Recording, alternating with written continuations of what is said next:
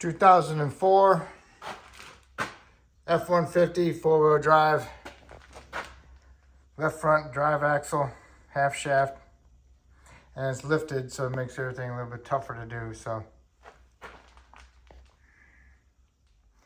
jack it up and support it properly, and remove your front tire, and then let's get started. Support it properly, remove your front tire, usually it's a 21, and then go ahead and remove this cap, big pair of channel locks, wiggle it back and forth, pull that off. This is a 14 millimeter. Remove that. And you also want to remove your caliper. Got two 13s on it for the caliper bolts. Undo your ABS wire from its fasteners. Get your caliper off to the side, hanging on a hook. Get that out of the way. You can just look at the upper control arm and the angle of that CV shaft. All right, tie rod end is going to eventually come off. It's a 21 millimeter on a nut. Upper ball joint, 21 millimeter. Awesome. So I take this one out. Control arm is going to go up. This is going to come out a little bit. I'm going to have my caliper out of there, so it's not going to be putting any stress on the hose or the wire. You got a vacuum line that goes to the hub bearing for the four-wheel drive. You can always pull that off and make sure you connect it back up. All right, pry the front caliper off. Get a screwdriver in there. Stick it like that. Pry that caliper off of there. Careful of your little springs inside here on your pads. Once you get the caliper off, you can remove your little springs and then pull your pads out. Set them off to the side. You got your nut off your tie rod end, so now you gotta break the taper on the knuckle. So you hit it with a hammer on the knuckle to break the taper.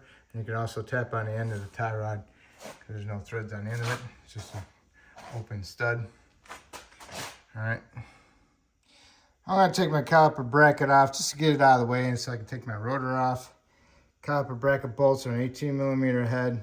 Remove two of those.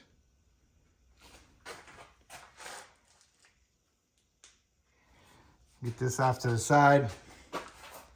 Take your rotor off so it doesn't fall on your foot.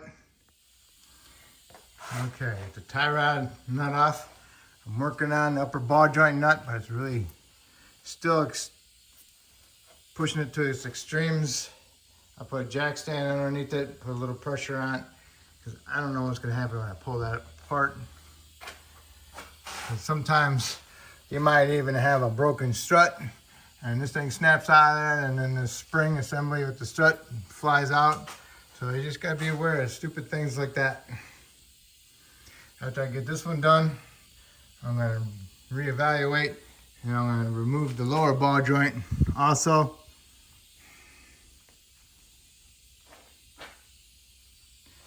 And when I get the lower ball joint off, I'm going to thread it back on by a couple threads.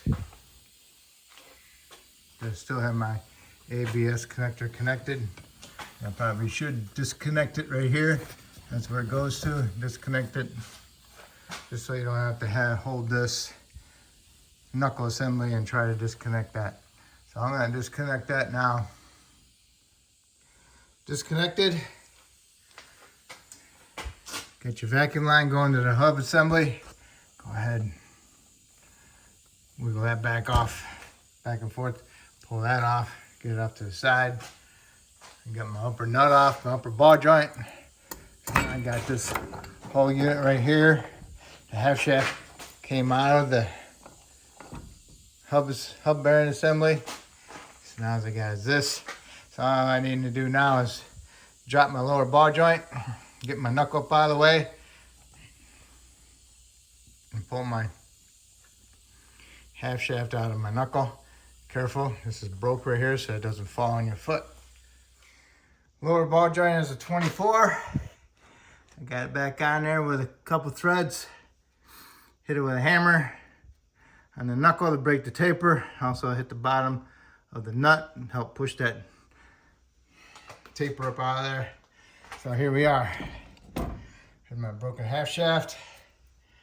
So now after I finish taking my nut off, I can get it out of my tie rod, and I can hold on to my whole knuckle and put it onto the ground, and be careful of that other end falling off.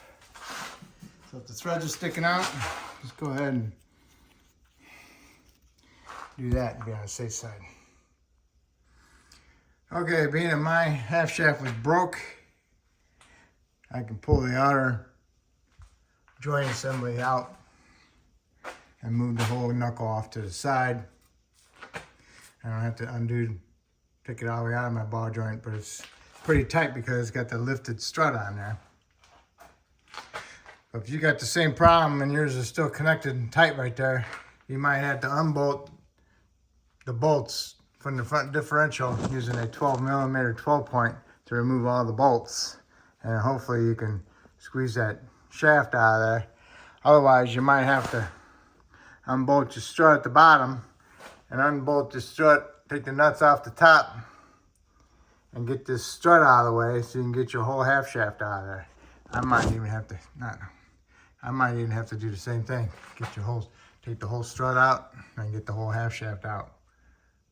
So I'm gonna take my bolts off and see if I can get it out without having to remove that strut. Here's what my 12mm 12 point bolts look like, 6 of them. Half shaft is unbolted, so now I'm gonna try picking it up and pull it out of here. You might even roll it that way and roll it down. Okay, there it is. It's coming out. So if yours is all together, you might have to roll that whole thing out of there with it still connected there and then pull it out this way. I don't know because it's all in 2 pieces. But I will know when I go back together if it's gonna work. Oh, I'm telling you to take it apart if yours is all one piece. Okay, I stuck the new one in there. So now I'm gonna swing my knuckle around and feed this through there. What you might wanna do is put some fresh grease, wheel bearing grease on the needle bearings in there and on the shaft. And then you can go ahead and swing your knuckle around and stick it on there and get it up in there. Try not to damage your boots. All right, I got the half shaft in. Just put my nut on it. All right, put some anti-seize on my lower ball joint stud and threads. Pushed up the knuckle. Got the lower ball joint nut started. Got a couple threads on it. It's a far reach for that shaft, especially with this knuckle sticking out. It's a tight fit. So what I'm gonna do is I'm gonna put some pressure on my lower control arm. Hopefully that'll pick it up a little bit. Make things a little bit easier on everything because of the lift on it. All right, I lowered the truck down onto my stand a little bit. It relieves some pressure on it. Now my lower control arm is at least a little bit level. Get the weight off. Got my upper ball joint in the hole, so all I'm gonna do is pry this down, upper control arm down. Hopefully I get some thread out so I can get my nut started. All right. Get my upper control arm, ball joint, stud through there. I put my nut on, tighten it up. Tighten up my tie rod in. Tighten up my lower ball joint nut. Now I can go ahead and pick up my half shaft and get my 6 bolts started. And then go around and tighten those up. Snug them up and then tighten them. Okay, got all your half shaft bolts started. Go ahead and snug them all up and then tighten them to 40 foot-pounds. Then you can go out here and snug this nut up, the 14mm one, and you can torque that to 28 foot-pounds. 28 to 30, okay? And then you can go ahead, put your vacuum line back in there for your hub bearing assembly for the vacuum line. And go ahead and raise the vehicle back up, get your jack stand out, and go ahead and put your brake rotor on and your caliper bracket. Okay. All right, now the hub assembly should be free of rust, because rust expands, you know, and when it expands, it creates your rotor to not seat properly, causes a brake pulsation. All right, so we replaced this hub bearing before, we put anti-seize on it, and also cleaned out the rotor, and this is what it looks like now. So just make sure there's no rust flakes sitting inside there. Get between the rotor surface and the hub bearing. And just make sure it's clean of rust. All right. All right, get your caliper bracket on there. Start your 2 big bolts, 18 millimeter head. Snug them up, and then you want to torque them to 80 foot-pounds. And then next, you can make sure you get your brake pads in there. Put your little springs in there, and then go ahead and put your caliper on there. Sometimes it helps to push the pistons in a little bit on your calipers. This has got the plastic type. They're all chipped up. Nice.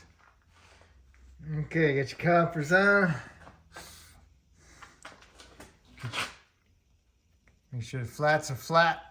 Even with that, because there's a flat spot on the caliper. Make sure they move in and out. Your slides. Put your bolts in there, get them both started, snug them up, and torque them to 30 foot-pounds. Then you can do your ABS wire. Get back up in there, plug it back in.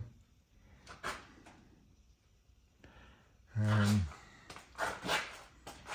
that's about it. And don't forget the little cap. Tap that on there, and go ahead and put your tire back on. Torque the lug nuts to 140 foot-pounds. Okay, and that'll be it. You're all set. Just make sure you pump the brake pedal before you put in drive or reverse when it's on the ground. And that's it. All right, got it all back together. Just make sure that you pump your brake pedal before you put in drive or reverse, all right? And if I helped you out with this video, that's awesome. Hopefully you can help me out by subscribing to me, and I appreciate it, and good luck.